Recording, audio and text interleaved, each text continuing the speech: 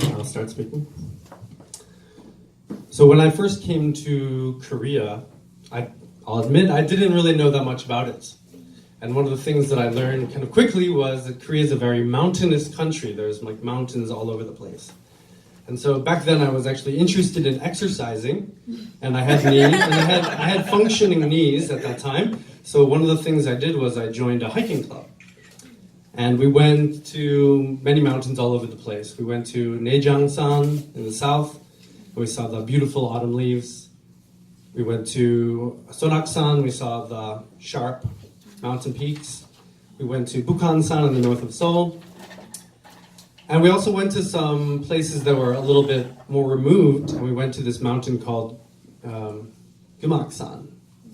And Gummaksan, I think probably most people have never been there, but it's really cool because it's right next to the North Korean border. And so they have all these old like military bunkers back from the Korean War. And so it was actually when I went there, and you can go inside the bunkers. They're of course empty, but they still have some like heavy iron doors. And so it was on that hike when I heard this story, which I'm gonna tell you. So one summer, I don't know when, in the past, some university students decided to take a nice summer hike up to Gummaksan. And it was a gorgeous day, and they were halfway up the mountain. It was, maybe, 8 or 10 people. And about halfway up, they came to one of these bunkers.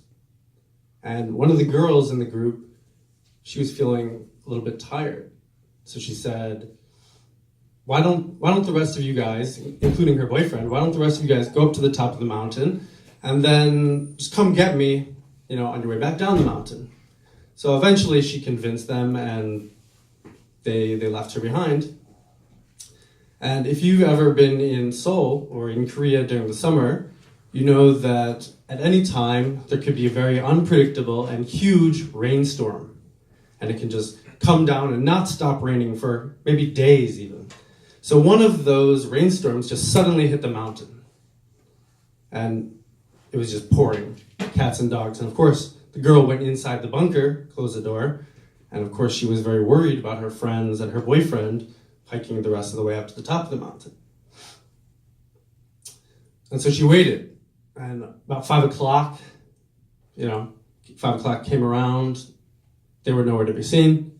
6 o'clock, 7 o'clock, 8 o'clock, the sun started to go down.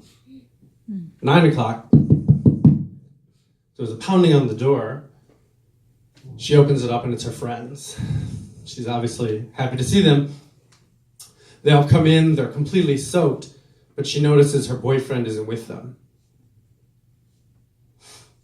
And so she's like, what the hell, where's my boyfriend? And they said, we're really sorry, to tell you this, but during that rainstorm, there was a landslide, and actually he slipped off the side of the mountain and he died.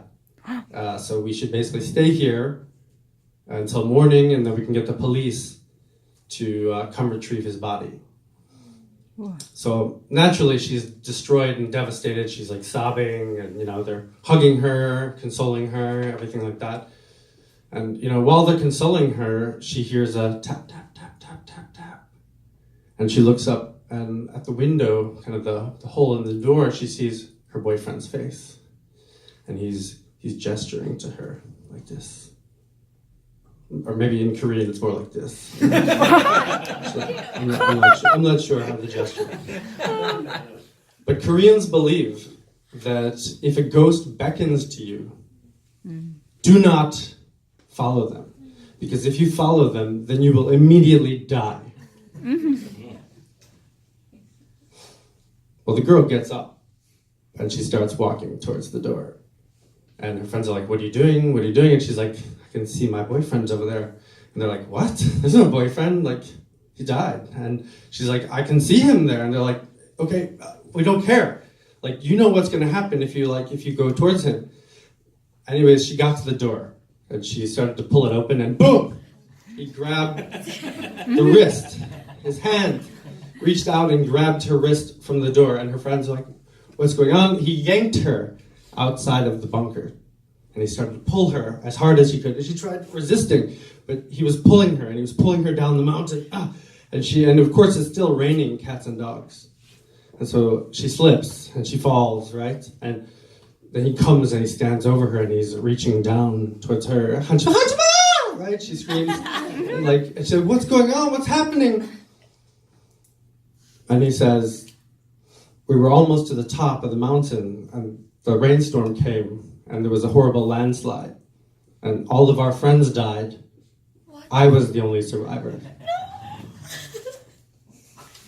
No.